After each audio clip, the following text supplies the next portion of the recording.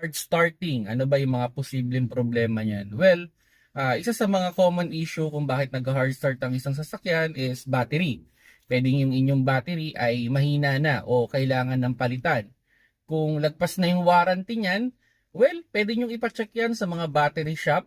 May mga gamit naman sila doon na pang-check kung okay pa ba yung health ng inyong battery. Kung sakali mang alanganin na, kailangan nyo ng palitan. Pangalawa dyan, yung inyong fuel filter. Baka naman madumi na yung fuel filter ng inyong sasakyan.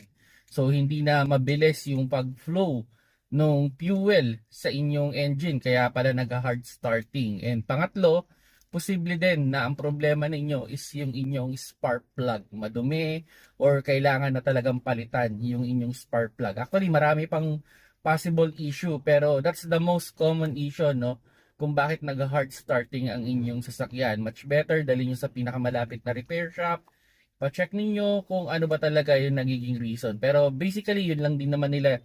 Yan din yung mga i-check nila na basic na dapat i-check kung sakaling nagkakaroon kayo ng issue sa hard starting na. Kumbaga, kung dati in just 1 to 2 seconds pag click ninyo ng susi o pag start ninyo, okay na. Ngayon, tumatagal.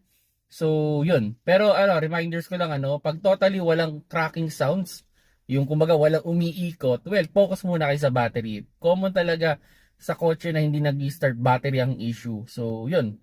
Kung sakali mang naka like 40,000 kilometers na yung battery ninyo or more than the warranty na, so yun, kailangan nyo na siyang ipacheck. Malay ninyo, battery lang naman yung problema, mas mura, at wala na kayong gagalawin na kung ano-ano sa inyong kotse.